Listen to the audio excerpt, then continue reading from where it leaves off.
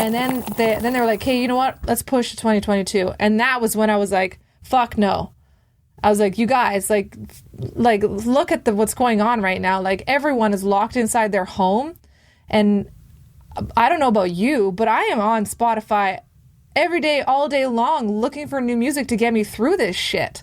I was like, this is not something that we push. It's ready to go. Like, we're ready. You have everything that you need. Let's do this, and let's give people something to look forward to. Hey, what's up, Vox and Hops heads? I'm Matt, the vocalist of Cryptopsy and the host of the Vox and Hops Metal Podcast, brought to you by Sound Talent Media, where I sit down with fellow metal musicians to talk about their lives, music, and craft beer. I hope you've been having a great week. I most certainly have been. Before we jump into today's episode, I would just like to ask you to follow the Vox and Hops Metal Podcast on the podcast platform of your choice. But more than that, I'm also asking you to rate it and write a review, because when you do that, more people just like yourself will be able to discover the Vox and Hops Metal Podcast, and that would be something that I would greatly appreciate. You should also sign up to the Vox and Hops Metal Podcast mailing list. You can do that on my website, voxandhops.com. That's VOXandHOPS.com. And when you do that, you shall receive one email a week containing all of the details of everything that has happened throughout the past week in the world of the Vox and Hops Metal Podcast, including all the details about any episodes which I have dropped throughout that past week, if I have been a guest on someone else's podcast, as well as the updated links to future live interview Thirsty Thursday virtual hangs, as well as the links to the Brutal Awakenings playlists curated by Jerry Monk, the metal architect himself, which is available on both Apple Music and Spotify. Do yourself a favor, sign up to the Vox and Hops Metal Podcast mailing list. Trust me, this is a party that you do not want to miss. Now, today's episode was recorded during last week's Thirsty Thursday virtual hang. Today, I am super stoked to be back with Brittney Slays of Unleash the Archers. This is Vox and Hops episode number 250.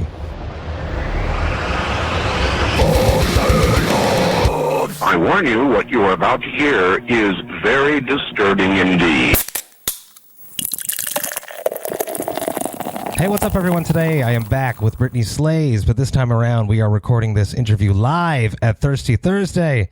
I love doing these. It's so cool to interview someone that I've been with before, but also with a virtual live audience, and then they get to ask you questions. First off, how are you doing, Brittney? I'm doing well, thank you. How about you? I'm doing real good, real good. Busy, tired, but super happy to be with everyone tonight. Let's just jump straight into it. Are you drinking a seltzer tonight? You're never going to let me live that down, are you? Never. Crap. No, I am not. I am drinking a Cannery Brewing Sunblink Berry Sour. That sounds delicious. Cannery is actually run by a friend of mine, so I'm looking for some street cred with them right now. Perfect. Are they a metal brewery? No, definitely not. As we talk after, when I stop recording, you'll understand why I asked that question.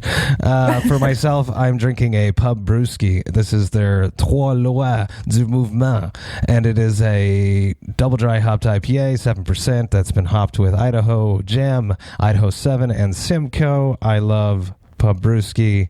I was there today. Very busy. Fun day. Let's see. Last time we spoke, it was right before your album dropped. And I have to say that you seemed a bit depressed and down. So I'm wondering how you have evolved since I think we spoke at the beginning of August. Take me from how you coped from that moment until now. Well, I was feeling pretty good there when everything started getting rescheduled. And now I'm starting to feel that cancellation anxiety again as I watch all the festivals fall apart once more. But, it feels better. I think things are starting to come together for the fall, so that's nice. It's looking maybe like Canada might have their shit together on the vaccine front. So we could have our vaccines by July like they originally said. So that would be nice.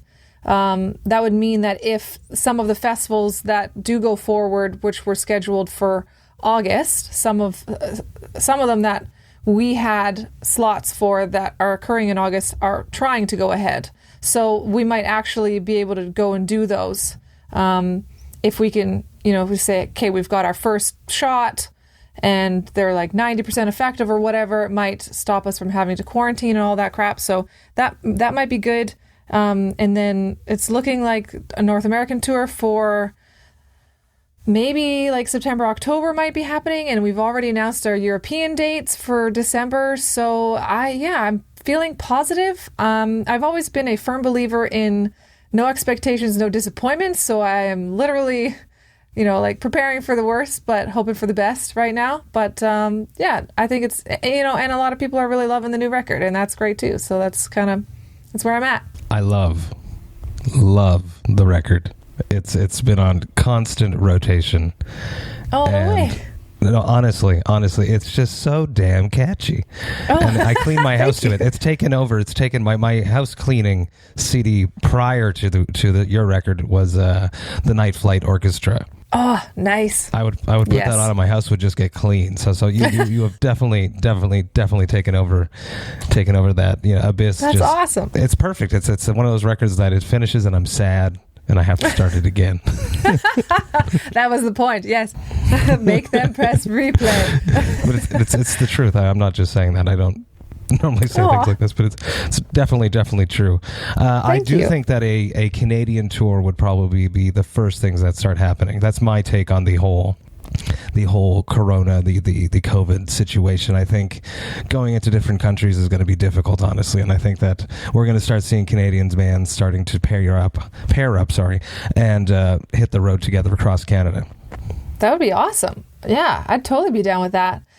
Get over to Halifax, where we haven't been in like years, maybe. Yeah, or like just do the whole gambit. That'd be awesome. Yeah, maybe. Absolutely. You might be right. What would be a dream Canadian tour lineup for you? Oh, well, that's too hard. Oh, man. Too many good times with a lot of friends on the road over the years. Definitely would have to put Crimson Shadows on the bill because we love those boys and we came up with them. Like they started around the same time as us. We toured a lot doing the same things, played all of our Toronto shows with them basically since the beginning of time. I mean, I don't know how our fans might feel about the genre blending, but like a Crimson, UTA, Cryptopsy, Cataclysm fucking might be pretty epic. Would love to do something like that. We played with Cataclysm like a million fucking years ago as an opener that was like just thrown on the bill, and everyone was like, who the fuck are these guys? We're just like, maybe it'd be nice to, be on a tour where people actually know who we are. Would it be awesome to do? I like these eclectic tour packages. I'm a huge fan of the Cult of Luna, and they make this experience, this road burn on wheels, basically, where it's not just one genre just pummeling you all night. And I think that the future of touring will be that, especially when tours come back, because everyone's going to want to tour. So we're going to have like these mini festivals hitting the road, because you guys put out a record, but there's also people putting out records right now, and there's people that put out records January before that, and then there's Cattle Decapitation as an example that was already riding the hype 2-3 months before the pandemic that are still going to have that hype. So everyone's going to be fighting for that stage in that city. So there's going to be these eclectic tour packages happening, I think. I'm really hoping that when things come back, that it's going to be like Tuesday, Wednesday, Thursday, Friday, Saturday, Sunday. I'm at shows, I would just love, I would love that. I don't even, I'm getting old, so I'm kind of like those people that are just at the back, like just chilling. But I just cannot wait to see my favorite bands live again. And honestly, I would go to shows every night if that's what it came down to, because I don't even care. I just want to see live music again. I just want to hang out with my friends and get that blast of guitar in my face, live in person. And yeah, I think it's going to be like that. What is it that you miss the most? Yeah, I don't know. Just like the vibe, the feeling when everyone is just kind of, vibing on whatever the band is that they're, we're all there to see them. It doesn't matter if there's a packed house or there's only 30 of us spread out, or, on the floor. It doesn't even matter. I just want that feeling of being surrounded by people that love this band as much as you do, and stoked to see what they do live. I'm a total stealer. I'm always like, that's a good move. All right, I'll just put that in my pocket, something like that. And I don't know, just I love that feeling. It's kind of like I don't know if anyone here plays sports, but I was definitely a big sports person when I was younger.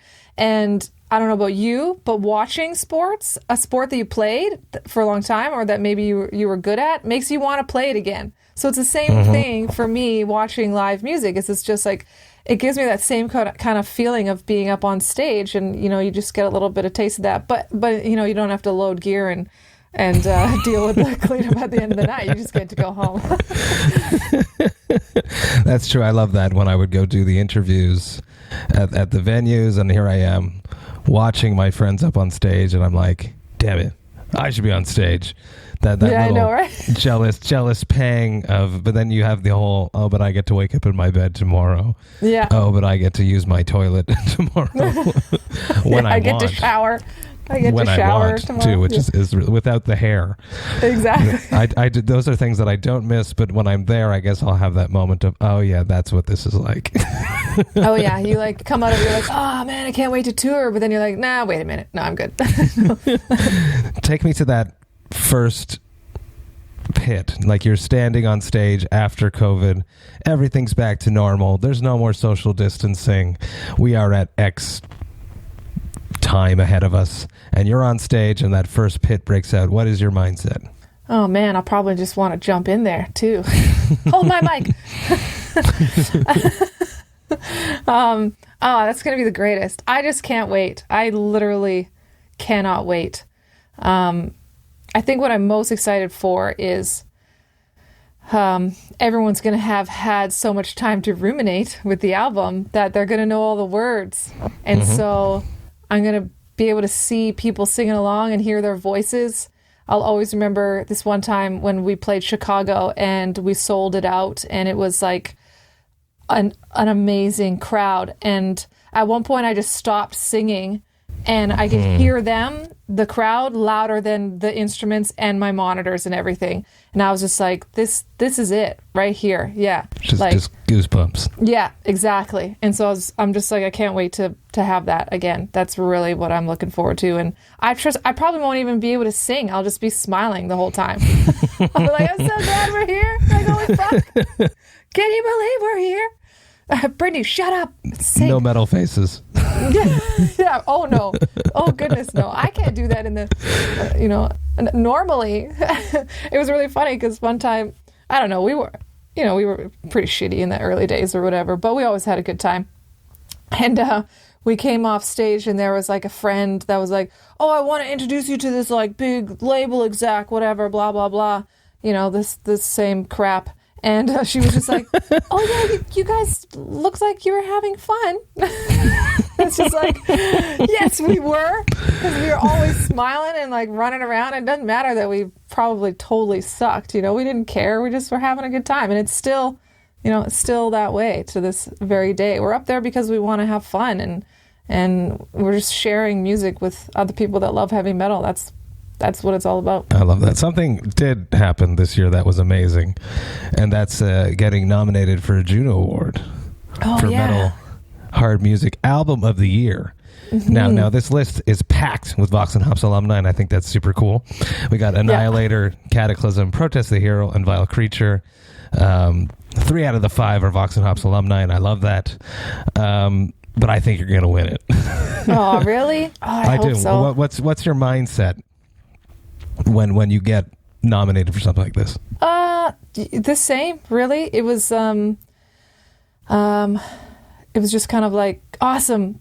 I'm not gonna expect anything. Like, just gonna be happy with whatever happens. And the honor of being nominated alone was awesome.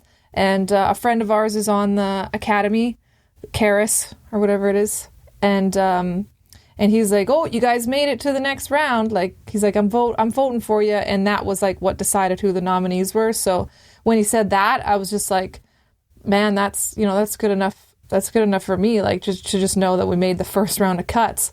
And then when the actual nomination got announced, I was like, oh my God, cool. Okay. Yeah. Like 2 steps down, 1 step to go. And but honestly, like just the whole process, has just been great so far. And I mean, it would be really awesome to win, of course. But just to say, that we got to be a part of it, that's really what I'm going to take away from it all at the end anyway. Yeah. I'm not sure if they announced anything. Normally there's like an event and stuff. Is there something happening like that where you guys perform or? No, yeah, it's all just going to be the same as last time. It's going to be like CBC Music Presents. And I think they're just going to kind of have a little studio probably in Toronto going. And I think last time it was Strombolopolis just kind of sitting there at a piano announcing everything. It's probably going to be the same. My mom was like, they're not going to like Zoom call you. And I was like, no, Mom. You're going to Zoom call like 50 artists at once. And I think the Golden Globes did that, or whatever the one was. And like everyone was muted and shit was just going wrong all over the place. And I was like, I don't think they're going to risk doing that. So. Let's talk about your plan B. Obviously, being a touring professional metal vocalist worked for you. So what if that didn't work for you and that didn't pan out, and the band wasn't a success, and you were just doing this on the weekends? What would you be doing with your life? Writing comic books. Really? Yes. Oh yeah, for sure. If I didn't have a day job, that's what I'd be doing right now. But music doesn't really pay the bills very well these days. I mean, we're getting to the point where maybe we could live impoverishedly off the band. I'm like seriously considering doing that. But I have like so many ideas, and a lot of them I put into the music, right? So like Apex and Abyss are one story, and we're working on an EP right now that's a story. Nice. And they all, I think, a lot of it's dreams too. Like I'm a really crazy vivid dreamer, and I lucid dream and everything. And so a lot of times I wake up and I'm like, well, that was cool. And then I just want to like turn it into a graphic novel. So I definitely probably would write scripts for comic books. Yeah. I can't draw though, so that sucks. Well, you need to find a partner. You need to find that teammate. Exactly. Yeah. Yeah. So what is holding you back from doing this and being a musician? Because I can totally see it happening. Well, it's mostly that I work in the family business. So the lighting business, that I know. Yeah. And everyone's involved in kind of I don't know, it's not like we all rely on each other, really, basically, is what it comes down to. So maybe one day it'll be fine without me, and I'll go pursue that. But right now, we're all kind of doing this thing together and navigating the pandemic together and everything. So not really a good time. Sorry, I'm going to quit. I'm going to quit and go write my graphic novels. Yeah, exactly. I can't draw them. I can't draw them. I can do stick figures if they need. That's it. That's all you need for. Next time we talk, you'll be in a different place and you'll be doing this. I have a feeling. Oh man, that would be great. I have two more questions for you before I turn you over to the Thirsty Thursday gang. We have a mutual movie that we love. We connected on this the first time we were together. Willow is doing a series. Have you seen this, and what do you think about that? What kind of series? I think it's on Disney Plus. There's going to be like an episodic. I think it's a continuation. Warwick Davis is involved in the project. What do you think about this? I think it could be good as long as there's a lot of lore there and mythology that I think, and that's what George Lucas was always really good at, story. So I can see something like that being good as long as he's not writing it or directing it. I think it could be really good. I don't know. Put Ron back in the hot seat or something. As long as they don't like try and remake it. Like if it is a continuation or kind of a between the lines thing, or, just another side to the story that we never got to see or something like that, I'd be down for sure. I'll watch it. Absolutely. I just don't think that a straight up remake or retelling in episodic form is needed. That movie still holds up to this day. It's still fucking fantastic. I think the only thing that really could get redone is the dragon from like so good. And they're like breathing fire. Oh man. That really is the only part where I'm just like, oh yeah, this was made in the 80s.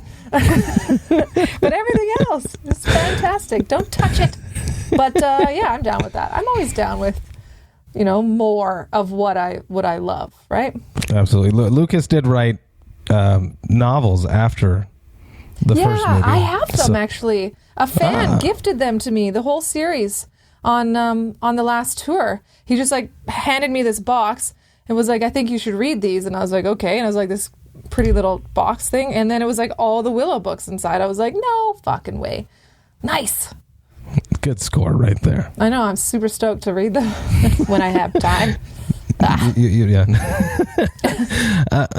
Let's wrap up with what is the best thing that's come out of COVID for you? Twitch, for sure. Like the second lockdown happened, Andrew had always really wanted to stream on Twitch. He's he's this principal songwriter and he's insanely talented musician, and he plays piano and the fiddle and guitar, and he's really good at engineering and stuff like that. So he immediately started streaming on Twitch, and I just joined to be like his cheerleader in the chat or whatever. And then everyone was like, Britt, like, get streaming. And so I was kind of like, oh, that's a good idea. Yeah, I don't know what I'd do though. Like, I can't just sing karaoke all night long. I'll probably get a DMCA.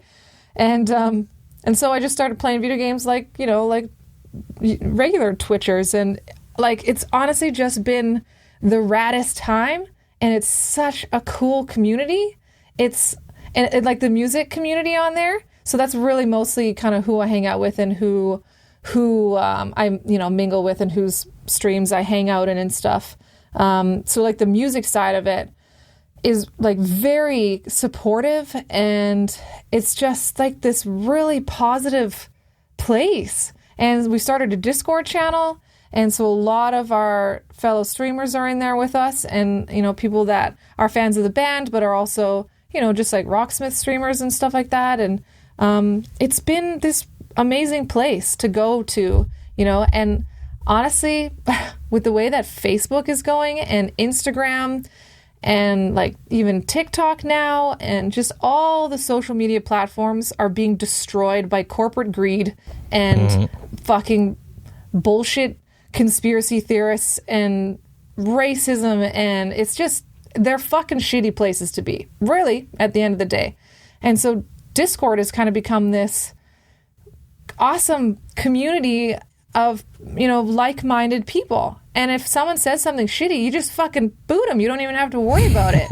Facebook, you can't, you can block them and stuff, but they can still be out there spewing their shit all over the place. So I just love that it's kind of like a social media platform where you can share your stuff or whatever, and you don't have to deal with the negative crap out there in the world. I don't know, maybe I'm just sticking my head in the sand, but no, I completely agree. And all these social media platforms are been created to keep us addicted to it and to prey upon our insecurities and to make us feel like shit, on top of the horrible people that use it alongside us. Yeah. Not great places, really. I can't wait till they're all gone. But then another one will come and just take its place. So, it's not much you can do. No, it's a necessary evil at some points. Brittney, thank you so much. That is the end of my questions for you for tonight. I will now turn over the questions to the Thirsty Thursday gang who are here with us. If you would like to ask a question, raise your digital hand and I will call upon you, and then you could throw a question to Brittney. We have Philippe de Vitesse. Go for it, buddy. So, hi, Brittney. How are you? Good. How are you? Oh, I'm fine. Shitty day, but hey, COVID. Yeah. But not important. Not important. So my question, you talked about comics and digital graphic novel. Do you have like an inspiration, like someone you want to work with, if you want to write a graphic novel or a comics? Well, I'm not All of my favorites are really like the authors. So, Yeah. I mean, it would be cool to kind of partner with someone amazing, Brian K. Vaughan, or what's his name? Is it Kirkman? Just started reading a new one by a guy who I think has done quite a bunch, but I've never read any of his other stuff before, and he's amazing. And but honestly, I haven't. It's really funny. I don't really pay attention too much to the artists or anything. So there's like a few that I've kind of been like, cool. But for the most part, it's the writers that are kind of inspiring me, and their stories are what really captivates me. And there is a particular style, I guess you could say. Like, I'm not sure if you've ever read East of West, but it's a very no. It's kind of like a wispy sort of artistic style, and I do often kind of imagine what the story from Apex and Abyss would look like if done out like that. But yeah, nothing really in particular. Probably like my biggest inspiration is Brian, just because he has been so embraced across a lot of different genres. He's written a lot of science fiction. He's written some fantasy. He's written some sort of low fantasy stuff. He's written just like stories straight up based on what's going on in the real world, everyday kind of stuff too, and like just wildly successful and really great writer. So I mean, I think I'd probably be starstruck and tongue-tied if I ever met him. That could be fun. I was thinking about Claudio Sanchez from Cohen and Cabria, because he's doing some comics and all. That could be fun to do something with him too. Yeah, for sure. I honestly never really got into Coheed, unfortunately, even though so many people tell me that it's like right up my alley. It's one of those bands where I've just never been in the right headspace to, it took me a while, like Blind Guardian took me a while to be in the right headspace. And everyone thinks I'm fucking nuts. So, like, I'll get there, though. I'll get there. I understand, because Coheed, I love the music. Live, I'm not so sure. But yeah, that's my opinion. but yeah, so if you do a comics or graphic novel, I instantly buy it. Awesome. Thank you. Good to know. Philip, thank you so much. Up next, we have El Superbisto, Jorge. Hi, Brittney. How are you doing? Thanks for being here with us. Oh, no, thanks for having me. I appreciate it. My question is, in regards to the album, the last album, which is awesome, by the way. Thank you. As Matt mentioned, it's catchy. It's also very melodic, as all of your music. So I was wondering, because the album was released pretty much in the middle of the whole pandemic. So you guys were writing it and recording it in the middle of the whole pandemic, not knowing what was going to happen, a lot of uncertainty. So can you tell us what was the mood behind the writing? How you guys were feeling about the whole process? What was in your minds? Well, we were actually really lucky because we had written and recorded it before. We got it finished at the end of January. And then we headed out on tour like immediately after finishing the album. And so we were kind of in this like, okay, it's done. Let's just go on tour and have a good time. And then 6 days into tour, lockdown. And we had to fly home. And it was absolutely crappy. And we watched, like I said earlier, we watched all of the festivals get canceled. We watched all of our tour dates and we had like a world tour booked in support of the record. We watched them all just get flushed down the toilet. So that part was really shitty. But then after we kind of got over that, and it was like, all right, now let's get to work on this record. Let's start doing PR. Let's figure out the artwork. Let's get the merchandise going. I had like 2 weeks there where I was just like, I don't care about anything. Don't fucking talk to me. And then Napalm was like, well, if you want to release this record, we need some things from you. And I was like, fine. And then I just kind of pulled myself out of it and got back into work mode. But that was like great because it really kept us moving. And at one point, Napalm was like, okay, we're going to push the record back. And I was like, okay, because it was originally slated for I think it was a May release, end of May. And they're like, we're going to push it to June. And I was like, okay, fine. And then after March, it was like mid-April when shit was still like, this is not clearing up in 4 weeks. Like everyone thought, you know, they were like, okay, we're going to push to July. And then I was like, okay. And then again, push to August. And then they were like, hey, you know what? Let's push to 2022. And that was when I was like, fuck no. I was like, you guys, like look at what's going on right now. Like everyone is locked inside their home. And I don't know about you, but I am on Spotify every day, all day long, looking for new music to get me through this shit. I was like, this is not something that we push. It's ready to go. Like we're ready. You have everything that you need. Let's do this and let's give people something to look forward to. And so Napalm, begrudgingly, I think, was like, crap, fine, okay, let's do it. And then it was like one of our most successful releases ever. And it was a lot of fun getting to fill our quarantine time up with talking about the record and sharing it with people and answering everyone's questions. And you know what I mean? Like publishing the lyrics and just talking about stuff. So it was like, it was great. But you know, I think we were very lucky. The timing was like insane. The fact that we were in the studio and we came home like January 31st to all the rumors of it's coming to Europe, and we got home safely, luckily. So good, thank you. One quick question, one last question. So when all this shit is over, when we're all done and dealt with the whole lockdown and pandemic and COVID stuff, and you're back into playing live, what is going to be the first song that you guys gonna play? Oh, that's a really great question.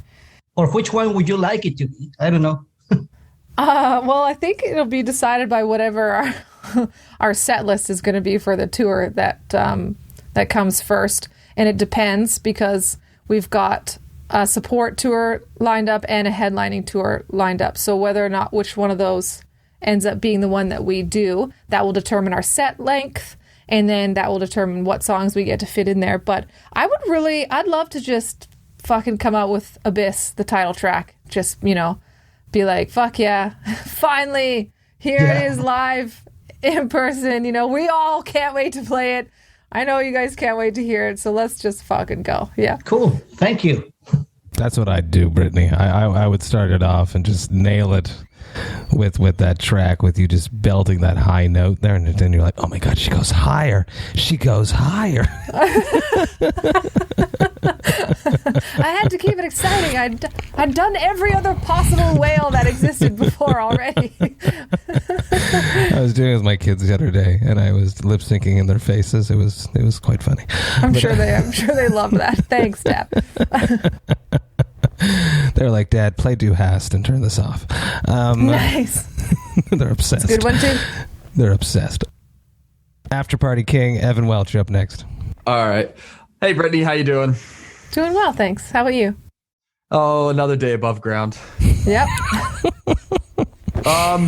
So unfortunately, as we all know, haven't toured in a while. Are there any places that in this time off that you've kind of like longingly been like, man, I'd love to go back there, or like any places that you're just like, man, we gotta go there, like just really antsy to get going? Absolutely. The entire planet. We have never been to Australia, so we really want to get over there. We've never done South America, and like, I'm not sure if you guys are all familiar with the come to Brazil meme, but we would actually really love to come to Brazil. That would be a lot of fun. And like Scandinavia, gotta get up to Sweden. They are consistently our number one area for Spotify listens. And like Norway, Finland, the UK, would love to tour the UK again. We had a lot of fun there. Japan is on the list. Hopefully we can get that going. Would love to go back there. I gotta go to Super Nintendo Land, whatever it's called. Gotta go there. I think, and any Europe, just gotta get back there. And we had so many amazing places on the docket for 2020. we had like Russia in the works, and we did have a full Scandinavian tour, and UK and Australia, New Zealand, South America, Mexico. We even were working on India. Like, it was just, there was so much. Yeah. And so having had those ripped away from me, I want them. I want them all. Sleep now, because all those tours you're talking about are mostly airplane ones. I know. Because of the pandemic, have you found that your music tastes have changed? Like, I found that for some reason, I looked at my playlist one day and I was like, man, there's a lot of black metal on here. I don't know where this came from. Totally. I discovered what I lovingly call wizard rock. So it's all like old school, like Rainbow, Savatage, anyone that sounds like them, really, kind of like this classic Dio-esque epicness.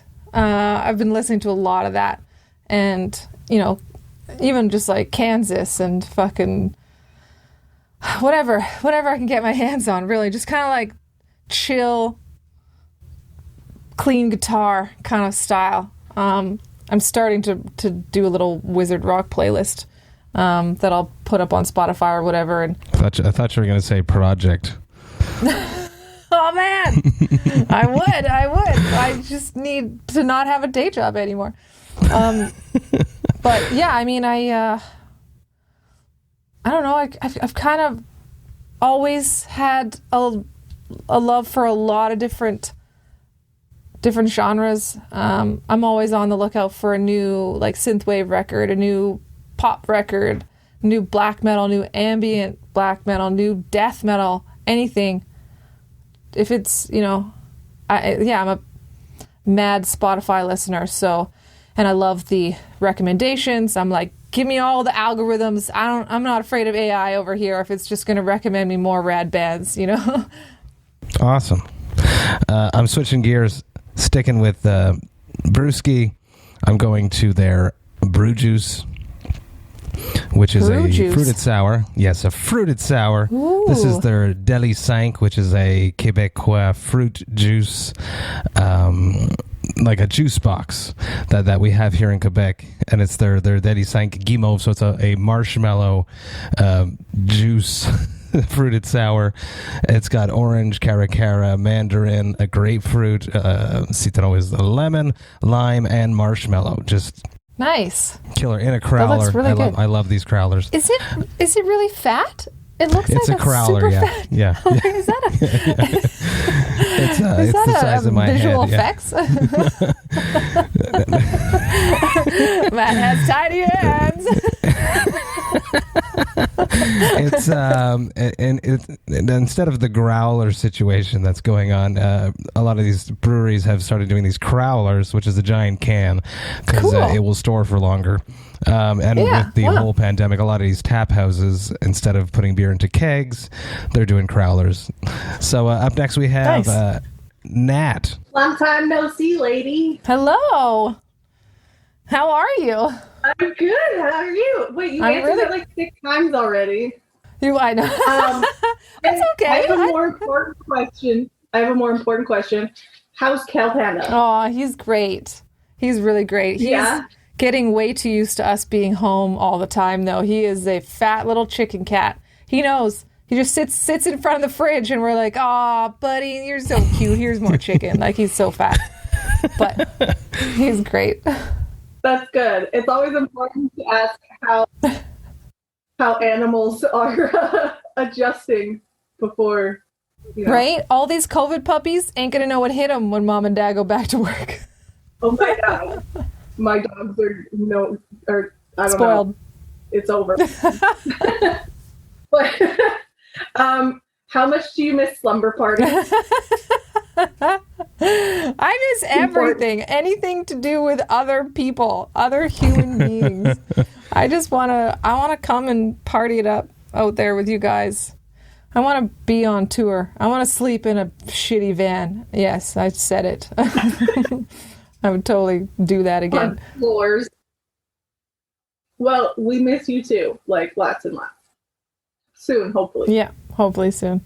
we're getting there slowly but surely. We have to be past the halfway mark now. I hope so. I don't know. Ontario's locking down again. BC just brought back a whole bunch of restrictions. No more in-house dining or whatever. Like, what the hell? I don't know. Everyone's blaming millennials. It's like, what the hell? Are you kidding me? I'm not the one going out to the bar on a Friday night and not social distancing and like you dummies. Yeah, I just don't leave my house. Yeah, exactly. Period. I'm the one playing Doom Eternal on the couch at 2 a.m. for other people's pleasure. Yeah, right, exactly. And Matt, this is for you. I'm drinking Bangarang. Nice. It's a brewing seltzer made out of a craft brewery in London, Ontario. Nice. And this one is pink lemonade, and they're delicious. Oh, I tried a pink lemonade one the other day, and it was really good from Phillips. They're like a Victoria brewery over here. They're like banging brewery, just knocking it out of the park every time. Their stuff is so good. That's actually the brewery we were drinking in our Faster Than Light music video. So everyone had a different. Well, if I ever actually get out of Ontario, Quebec, part of Canada, I will come check it out. Please do. Come hang out with us. You come on tour over here. I know. We're supposed to because I'm working with Lucaro. Oh, nice. We'll see. If shows ever happen again, I'll let you know. Yep. They will. They will. Up next, we have the metal architect, Jerry Monk himself. What's going on? We all talk about good stories and bad tour stories. What's your funniest tour memory? Well, it wasn't really the greatest, but the fact that it just ended up like so great. It's a pretty great story. The first time we toured the U.S., we had this management company working for us, and we got like 2 shows booked by them for us in L.A., and one of them was an all-ager show that ended at like 10 p.m. So of course we were like, let's hit the bar. And so we went out and we were all drinking and having a really good time. And at the time, Grant had this killer studded vest, like just killer, beautiful, pristine, studded, patchy, rad, really well done vest. And this was like, it was quite new. So it wasn't the shitty, smelly tour vest that it became. The degraded by sweat vest that it is now. But it was nice. And so we're at the bar, and he's talking to this chick, and she's like, I love your vest, let me wear it. And he's like, sure, babe, puts it on her, and they're talking and chatting or whatever. But of course, we're all pretty obliterated at the time. And he comes over to me, he's like, Britt, where's that girl? And I was like, what girl? What are you talking about? The one I was talking to, the one wearing my vest. And I was like, oh no. She pieced out wearing his vest. And apparently she did it on purpose. And so Grant was just like, fucking him out. And we were like, dude, like we're hopping in the van at like 2 a.m. Like we got to go. And he's like, do not leave without me. I'm not coming home until I have that vest. And so we were all just like, fuck, okay. So we like continued to hang out. We got burgers or whatever. And we heard after that he went on this fucking adventure. I'm telling you, I still to this day, I applaud his determination and just sheer will to find this thing, because he came home in time with the vest, and he had like, he'd gone all over town. He found the girl that was with the girl and was like, hey, where'd your friend go? And she's like, I don't know. We just grabbed burgers and then she went that way, and she lives in an apartment like down there. And Grant was like, okay. And then he saw another guy like chilling on a patio down the street and was like, hey, you were at the bar. You were with that girl. Where's that girl? Where does she live? And the guy was like, oh shit, like, yeah, she lives in that apartment complex over there, but she's on the 2nd floor.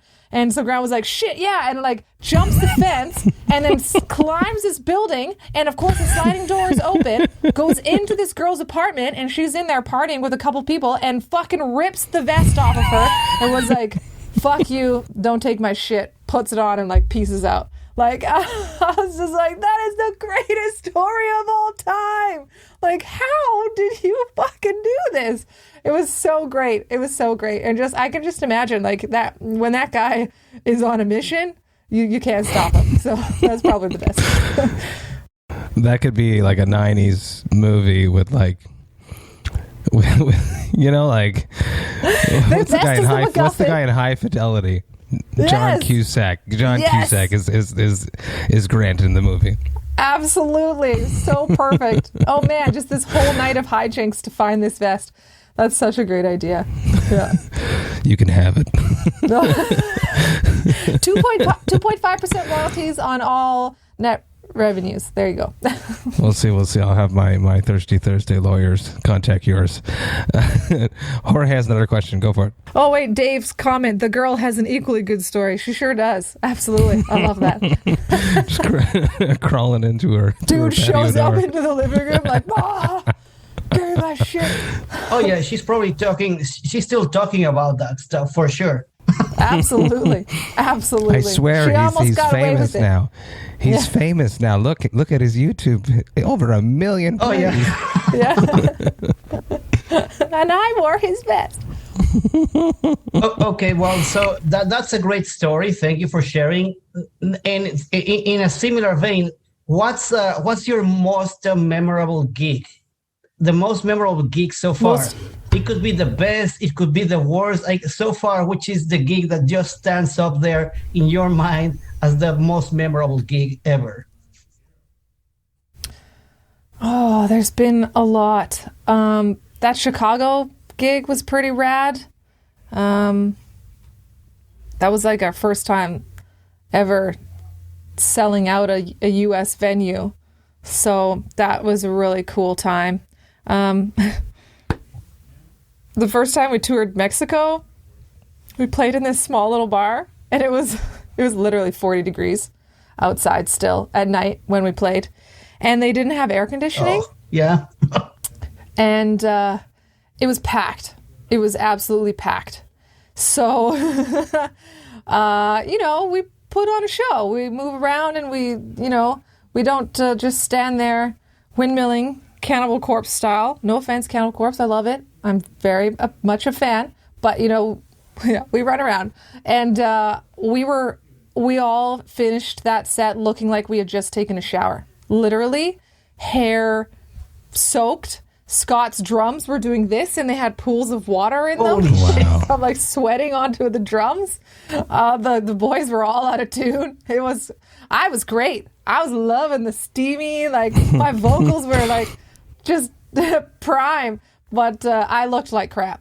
I looked like I had been drowned in the river, but it was still a lot of fun. It was a rad tour. It's a very, very successful tour. But after that night, we said to our handler, we were like, no more venues without air conditioning. He's like, that's the only one. I promise that was the only one. So it was great. The next one had an air conditioner, but it was broken. Yeah. Well, actually, it's funny that you say that because that is true. But it was a much larger venue, and there was a lot more room for people to move about, and it wasn't quite as stuffed in as the other one was, so it wasn't nearly as bad. It was still hot, but not taking a shower at 10 p.m. at night hot. You gotta love tour managers and their level of being able to deliver BS to make us happy. Oh yeah. It's true. There was actually another one of them, because we were getting the drum kit every night was being provided by the venue, and one night we showed up and all the cymbals were splashes. It was so funny. And Scott was just like, really? I need one splash, but I certainly don't need 5. That's and hilarious. luckily the opener let Scott use all, because he had all of his own. So it was really funny, but we were just like imagining what it would sound like, the whole record done in splashes. Like when you ride that ride and it's a splash, just imagine that. It's so funny. So good. Awesome. If anyone else has a question, the time is now. If not, we got Belgian Jasper himself. Hey. Hey, Brittney, good to see you again. I want to too. ask you a quick question, because you've got that beautiful, poster or flag of explorers behind you. This one? Yeah, that one. my question is twofold. One, how was it for you to realize that your cover of a Canadian folk song was so relatable, apparently, all over the world, because Northwest Passage became such a viral hit? And then second, when I was talking to Grant a couple of months ago, he said that he really wants to record Barrett's Privateers one time. Can we expect that in that EP that you teased earlier in this conversation? Oh man, that would be a really great bonus track for the EP, actually. You never know. Could do it. It's, Northwest Passage, honestly, it was originally slated to be the bonus track for Apex. And so when you have a label in Japan, they always require a special bonus track that no one else has. So we were like, okay, well, we've always loved Stan Rogers. We play him on tour all the time. We love Northwest Passage. Let's do Northwest Passage. But then when we heard it, we were kind of like, no, this cannot be a Japanese exclusive track. This is just too near and dear to our hearts. So we held on to it. We recorded Queen of the Reich instead. Gave them that and saved Northwest Passage for a lull, basically. So we had time in the summer of 2019. Yes. And we said, okay, let's release it now. While we had been teasing that we were writing a new record and all that stuff. And we were just, it had been a while since Apex had come out. So we're like, okay, this is the right time. And yeah, we had no idea that people were going to like it so much. And to be honest, we really thought that lovers of the original were going to kind of be like, what the fuck is this? Get off our lawn. So it was really awesome when people embraced it, and not just metal fans, but like tons of people. And like my mom shared it with her friends and they all loved it. And like Scott's grandma shared it with her friends and they all loved it. And it was just kind of, it was about not just like the song itself, but it was about kind of this Canadian spirit that we all have. I think it really touched a lot of people. And I'm not sure if there's any Americans on this call, but a lot of Americans didn't even know that it was a cover song. And they're kind of like, whoa, this is weird. And what a strange choice, but I love it. And I was like, no, it's a cover of like a fucking icon for Canada. So, and then they just, they loved it even more. They would listen to the original, and then, people would learn about Stan Rogers, and that's super important to us too. And it was just kind of like, out of nowhere. And the fact that it's still our number one song on Spotify, like, just blows my mind. But we love that everyone loves it, and that it really paid off for it to not be this little Japanese secret. Just kind of, it showed us that we made the right choice in sharing this with everyone. And yeah, we decided to make a music video for it and everything. And it just, it's great. And I would love to do Barrett's Privateers. I mean, honestly, it's such a rad song.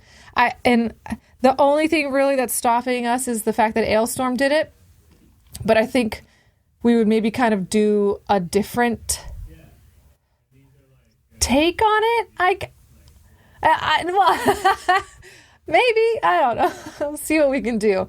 If that, at least Napalm will already have the rights to it or whatever. I've dealt with the paperwork. That's amazing.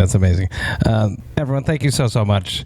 Brittney, thank you so much. Hanging out with me, talking about life, metal, and craft beer. And with the Thirsty Thursday gang, I had a blast hanging out with you. We're going to keep hanging out at Thirsty Thursday, but we're going to stop recording this. You had to be here with us if you wanted to keep hanging out with us, and you should do that next time. Everybody that's here right now, unmute yourselves, make some noise, and give Brittney the love that she deserves.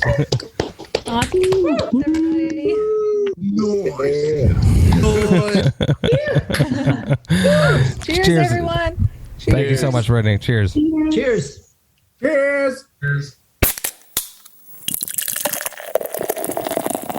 Hey, thank you all so much for listening right to the end. You know that I love and appreciate that.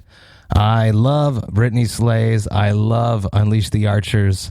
I sincerely do believe they will win that JUNO for Abyss.